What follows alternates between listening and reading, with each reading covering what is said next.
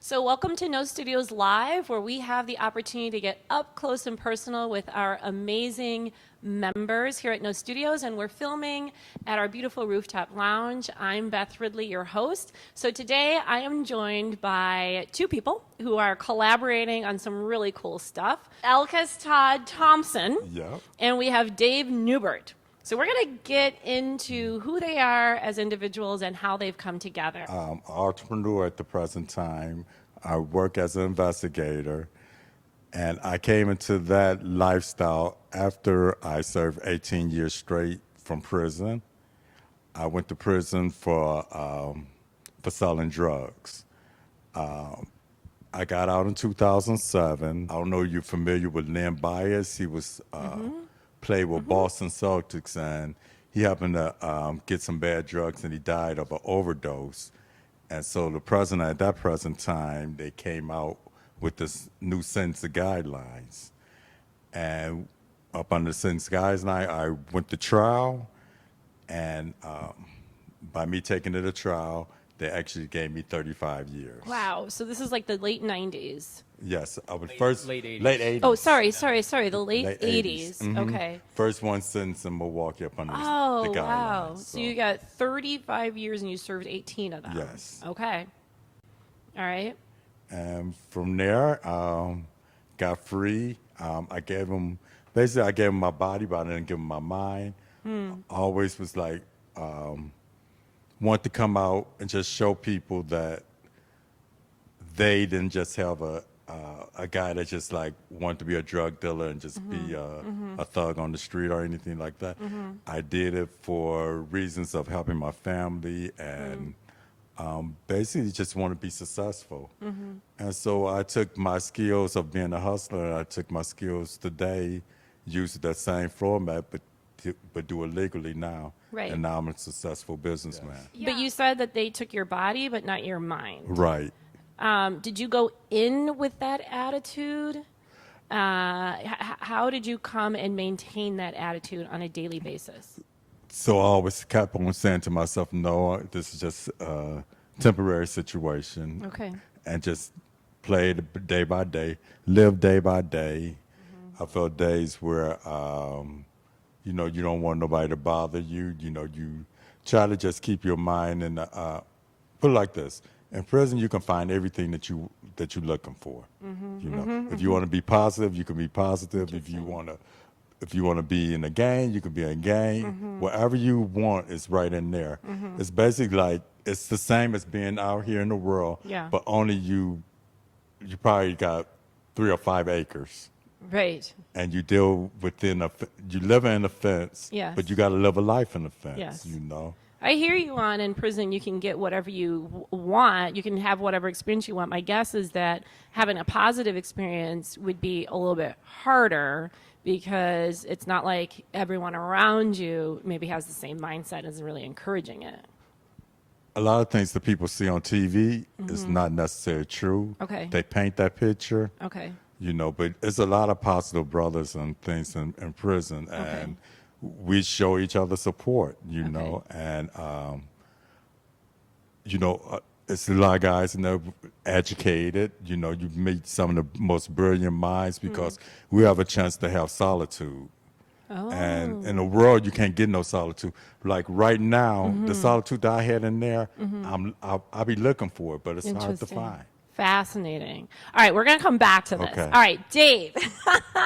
Interesting history that you have in your own right. Tell us a little bit about yourself. Yeah, not nearly as interesting as Todd. So I'm from the Milwaukee area. I grew up in Pewaukee, and so I kind of know some of the same world that Todd grew up in, and some of the things that I saw from a completely different perspective growing up in the suburbs.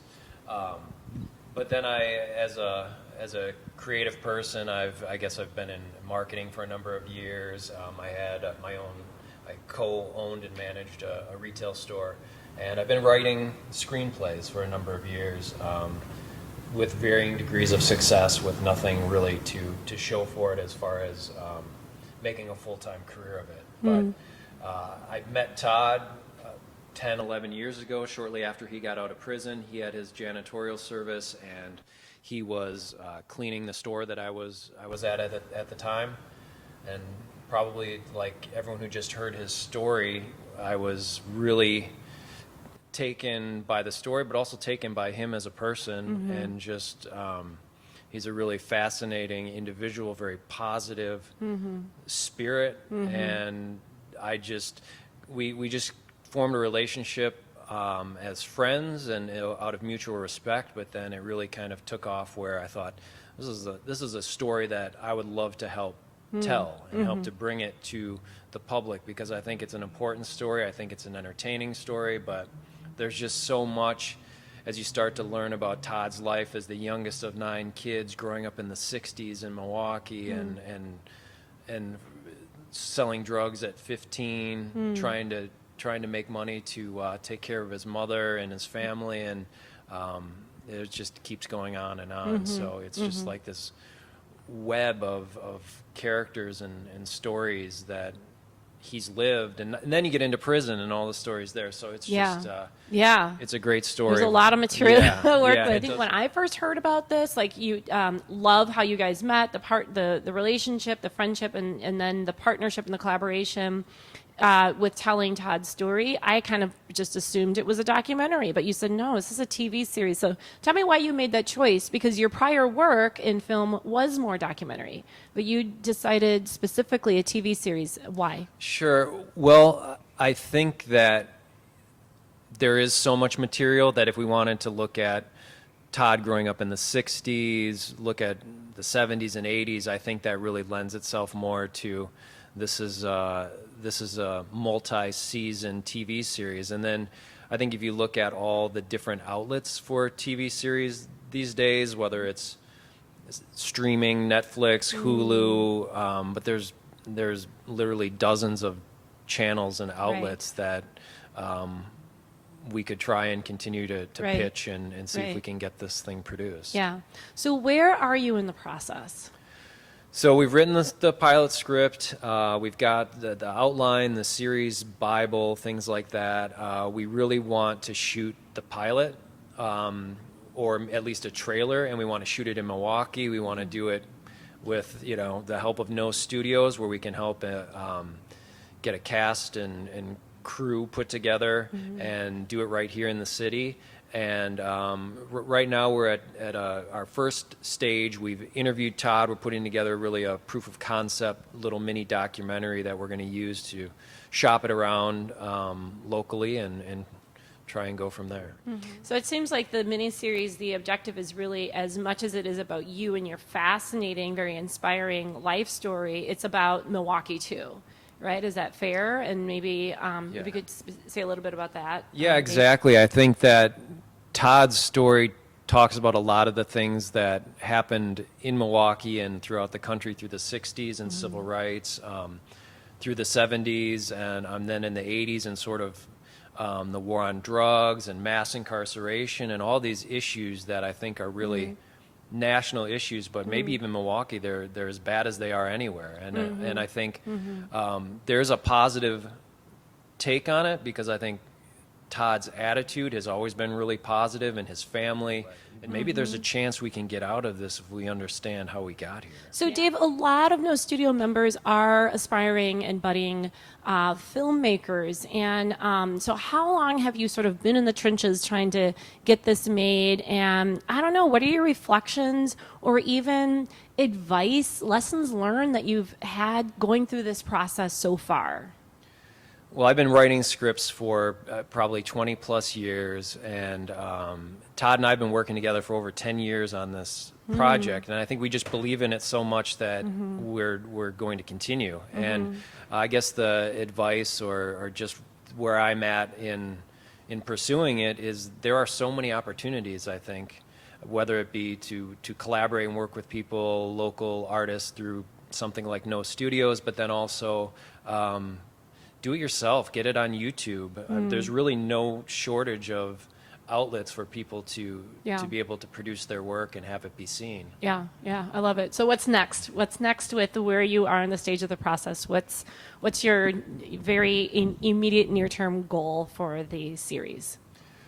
Well, we want to get this mini documentary produced and ready to go, and we want to show it at the Social Justice Summit. I mean, that's kind of our end game goal right now, so that we can hopefully show it to people and help to start putting together a team to maybe in the near future shoot a pilot or shoot a trailer and take the next step. Perfect. Part of what we're doing with the TV show is it's really important to us that not only it just be a form of entertainment, but it be an ability to inspire change and actually do something about it. You guys have known each other now for 10 years. So I'm going to ask you both about 10 years, is that right? Yeah, 10 plus, yeah. 10 plus years. Yeah. I'm going to ask you both the same question. But Dave, I'll start with you. What has knowing Todd meant to you personally? I think that it's just been it's been sort of, I guess, enlightening to meet somebody who comes from a completely different past, somebody who I know has been incarcerated for 18 years for being one of the biggest drug kingpins in Milwaukee, and getting to know him even from very early on, knowing that he's the kind of guy I would trust with my family. I mean, he's a truly good person and a good human being, and to understand his story and what he came from, I think is really inspiring to me, and that's why I want to keep hanging out with him and tell his story. Todd, how about you? What have you gotten from getting to know Dave? Wow, it's like a blessing in disguise because you want to, how you try to share something with somebody, and when he first heard my story and tried to get to know me as a human being, because he wasn't thinking about a story when he first met me. Yeah. He was just trying to get to know who's this guy is that's in his place of business. And so get to know him and his family. Everybody just always had their arms out open to me. So that really mean a lot, especially after coming from being incarcerated, because it can happen on both ends where people close the doors on you and people open the doors on you. Yeah. And his door always have been open. So we're rooting for this TV series, and man, I love just chatting with both of you and getting to know you a little bit better. Thank you so much for spending time with us. Appreciate it.